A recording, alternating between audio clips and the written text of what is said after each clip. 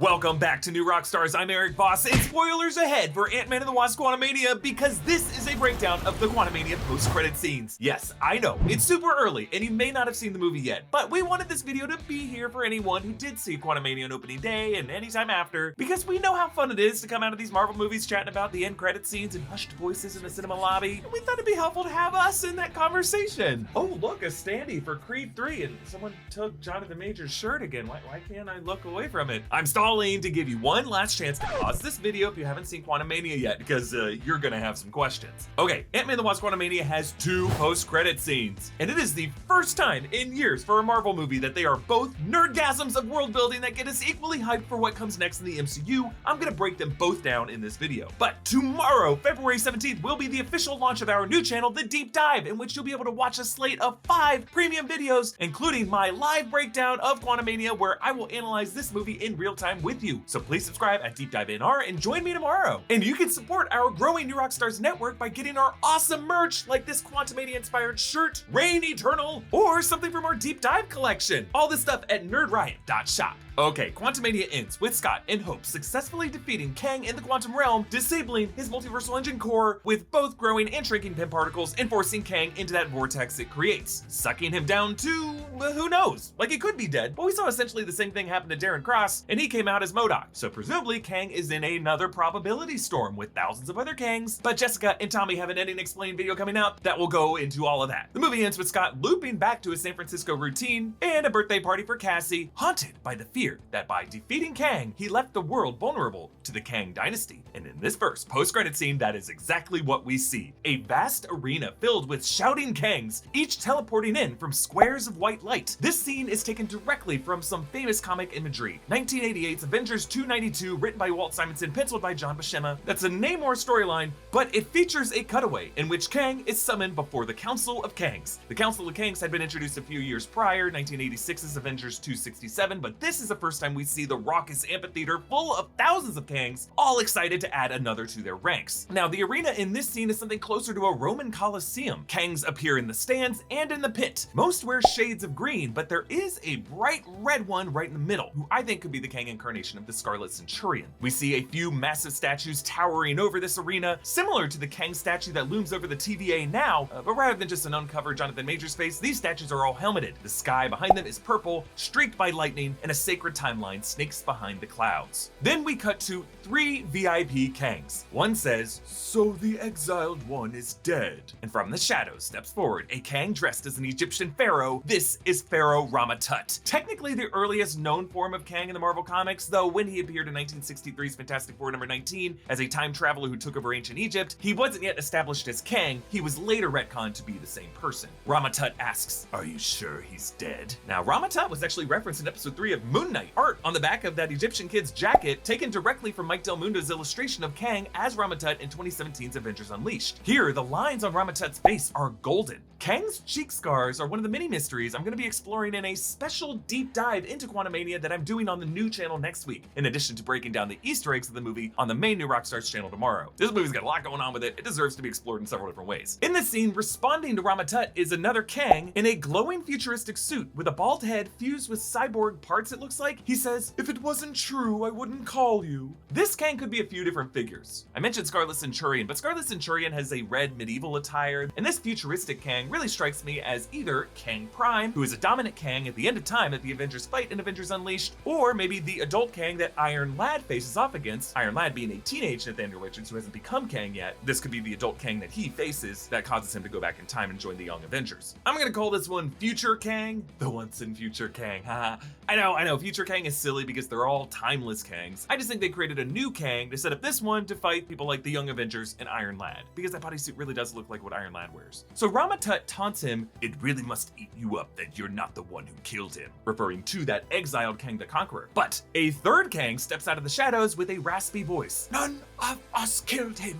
They did." This Kang is definitely Immortus, who was also originally introduced as a separate time manipulating villain in 1964's Avengers number 10, but was later later retconned as yet another form of Kang. He's known for his tall headpiece, his dramatic mustache, and that 8-pointed star emblem. Now if you look closely, Rama Tut bows his head in respect to Immortus, but future Kang does not. He seems to have an ego on him, but Immortus does seem to be the elder of the three. And note that of these three, only Rama Tut has facial scars. Immortus says, "They're beginning to touch the multiverse, and if we let them, they will take everything we built. So let's stop wasting time." He opens window to show the flowing sacred timeline outside, but with split branches snaking off in every direction, forming what we assume are incursions. It's a close-up version of the wide shot that we saw in the Loki finale, when another one of their variants, He Who Remains, was killed by Sylvie and the sacred timeline split just like this. Earlier in this movie, Kang explained to Janet Van Dyne that the members of the Kang Dynasty played with the multiverse like children and caused incursions, and he started the war with them to put an end to this. But really, it sounds like every Kang hates each other. They blame the others for these incursions and are equally to blame themselves for causing more incursions. But Immortus' line suggests their concern over what Loki and Sylvie did, what Doctor Strange and Peter Parker did with their spells opening up cracks in the multiverse, which had a similar purple cloudy background as we see now, and of course what Wanda Maximoff and Doctor Strange did in Multiverse of Madness. In those sorcerers' case, it was using the Darkhold to dreamwalk into the bodies of their multiversal selves, causing what Reed Richards referred to in that movie as incursions. Now remember, Reed Richards is the ancestor of Nathaniel Richards, aka Kang, and all of these Kangs in this arena appear from glowing square-shaped portals, just like the blue portal that Reed used in Multiverse of Madness. So Immortus turns away from the window, saying, "We're late."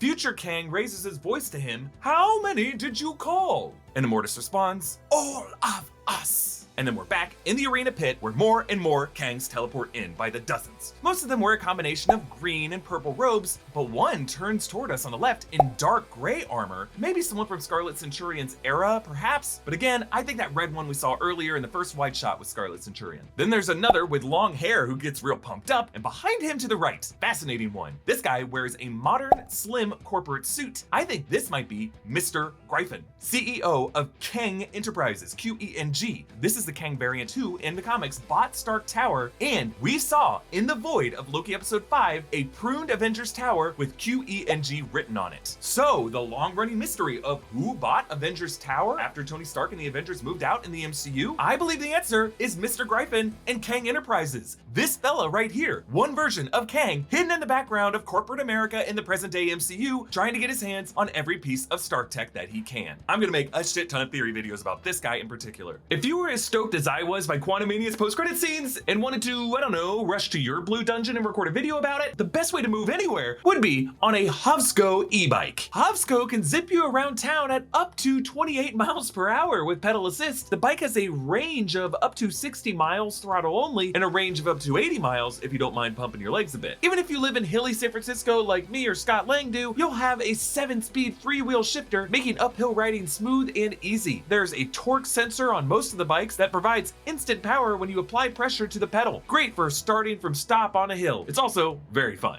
Let's crank this baby up. Whoa! The hills of San Francisco have met their match. The LCD digital panel is easy to read even when it's bright out. The 48-volt Samsung LG lithium battery will keep your bike and your flashlight going. And oh my God, did I mention how fun it was? I found an Easter egg. The Easter egg is how lovely this bike is to ride.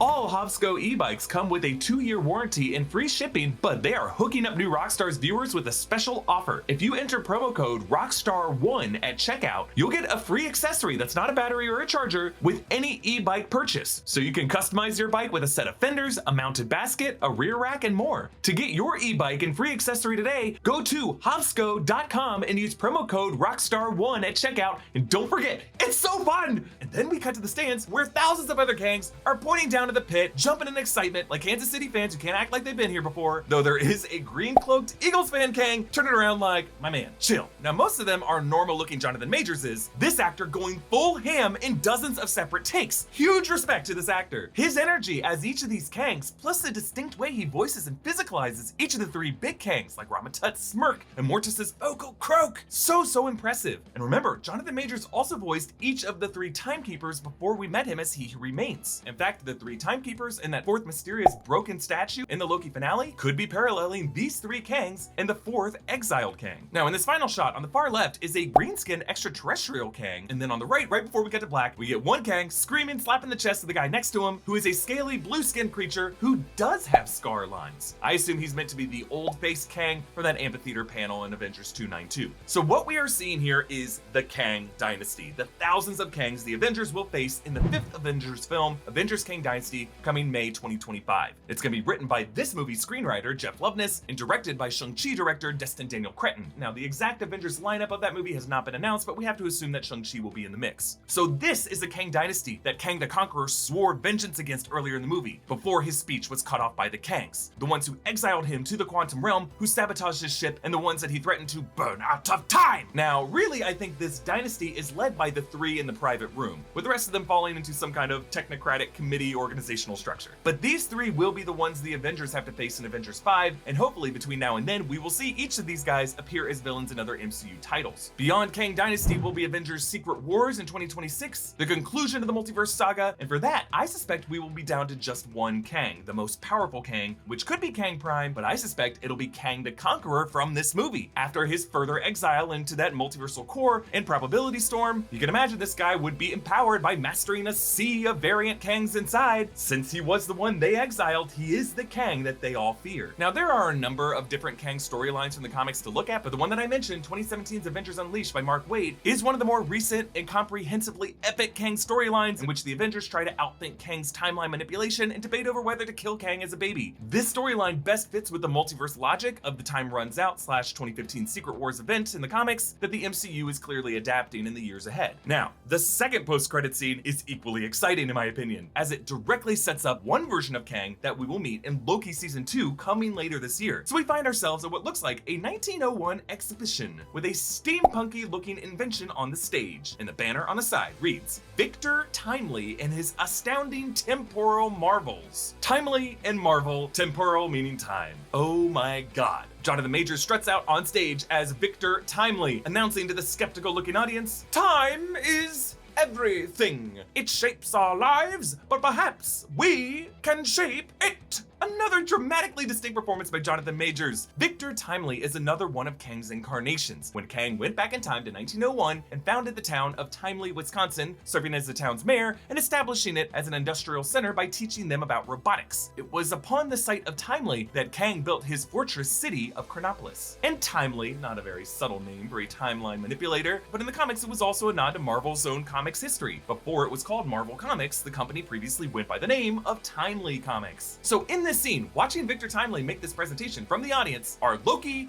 and Mobius in period appropriate disguises. Loki gasps, "It's him." Mobius, though, is unimpressed. "I made him sound like this terrifying figure." And Loki responds, "He is." And so we end on what is likely a scene from Loki Season 2, when Loki and Mobius do some research on all past Kang sightings throughout history, and perhaps trace things back to this one inflection point. Why would Victor Timely be so important? Well, in this scene, he is pitching a temporal marvel, which based off of the ring structure of it, looks like an early model time travel device, or a kind of temporal technology that he will later use to run the TVA. Presenting it like this, he reminds us a lot of Howard Stark at the Stark Expo, and later Howard's son, Tony. Hell, maybe Howard Stark was even inspired directly by Victor Timely, as in the comics, Victor Timely Jr. becomes friends with Phineas Horton, the first Human Torch, and Phineas Horton was featured at the 1943 Stark Expo in the first Captain America film. I'm telling you, Kang has been here since the beginning, so it looks like this might have been a potential branch timeline that He Who Remains might have tried to prune, in which one of his variants created this Nexus event by giving these 1901 folks some advanced temporal technology. Another way of looking at this, go with me on this, we might be looking at